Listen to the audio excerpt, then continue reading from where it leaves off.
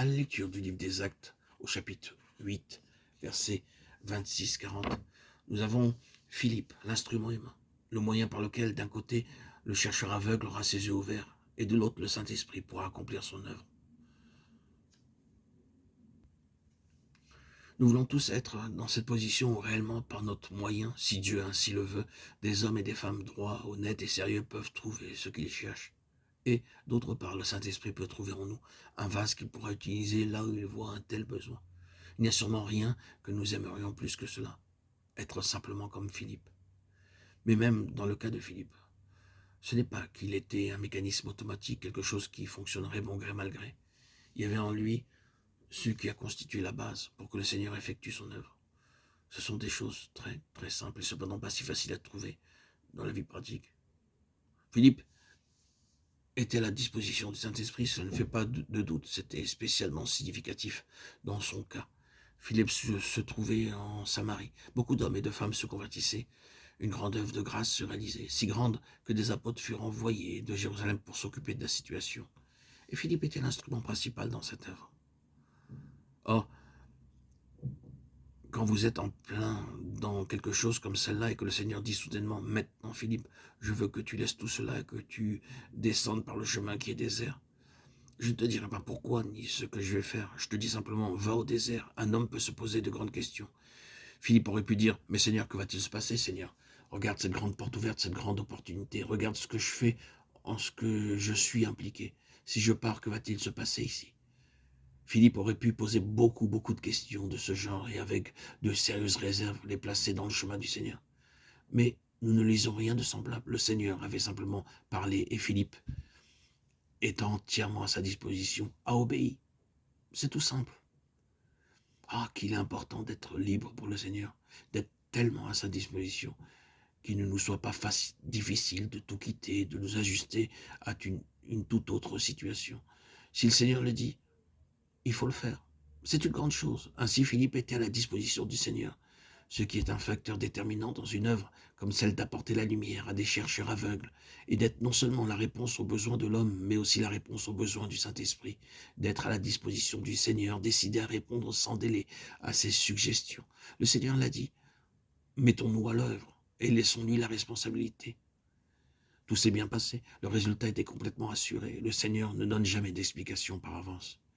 Il ne nous dit jamais auparavant comme il va faire ni ce qu'il va faire. Il se présente toujours, nous demandant d'avoir foi en lui.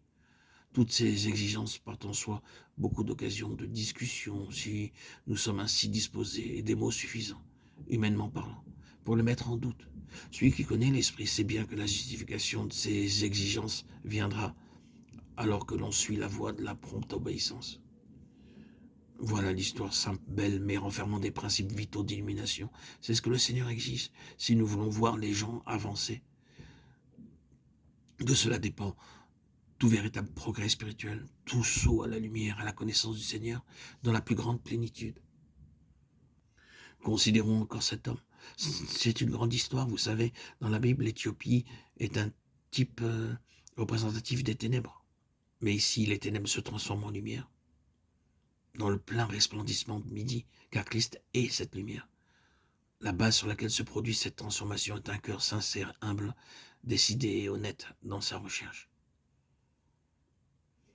Je ne sais pas ce que le Seigneur peut vous dire en ce moment, mais pour nous, le pivot de toute cette affaire est « voici de l'eau ». Je ne dis pas que le baptême soit le pivot, mais je dis que c'est représenté par le baptême.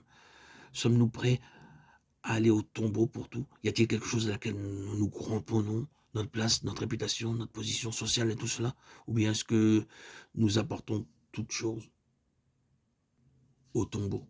Ici, Seigneur, un homme éthiopien qui ne dit pas « est-il nécessaire que je sois baptisé ?» Dit-il « dois-je le faire ?» Bien sûr, si Dieu l'exige, je demanderai sa grâce. Mais un homme comme l'Éthiopien qui dit « voici de l'eau, qu'est-ce qui empêche que je ne sois baptisé ?» Ceci est un tout autre point de vue. Dis-moi ce qui l'empêche et je m'en chargerai. Armez-vous d'un tel courage. Si vous pouvez me montrer n'importe quoi qui m'empêcherait d'aller dans le chemin que le Seigneur indique, alors je m'en débarrasserai. Philippe, qu'est-ce que le Seigneur veut? Et est-ce que vous voyez quelques obstacles? Philippe n'a rien trouvé contre. mais tout en sa faveur. Tous les deux descendirent ensemble et Philippe le baptisa. L'Éthiopien est un type représentatif des ténèbres et il reçut la lumière. Ces ténèbres se sont transformées en lumière, dans le plein resplendissement de midi, car Christ est cette lumière. La base sur laquelle se produit cette transformation est un cœur sincère, humble, décidé et honnête dans sa recherche. Veuille le Seigneur nous faire comprendre la signification de cela et nous accorder d'être de bons Éthiopiens dans le sens spirituel. Avoir un cœur disponible, prompt à accueillir les paroles de Dieu, les enseignements de Christ et sa pleine présence en communion avec le Saint-Esprit pour vivre cette vie consacrée à Christ et adorer Dieu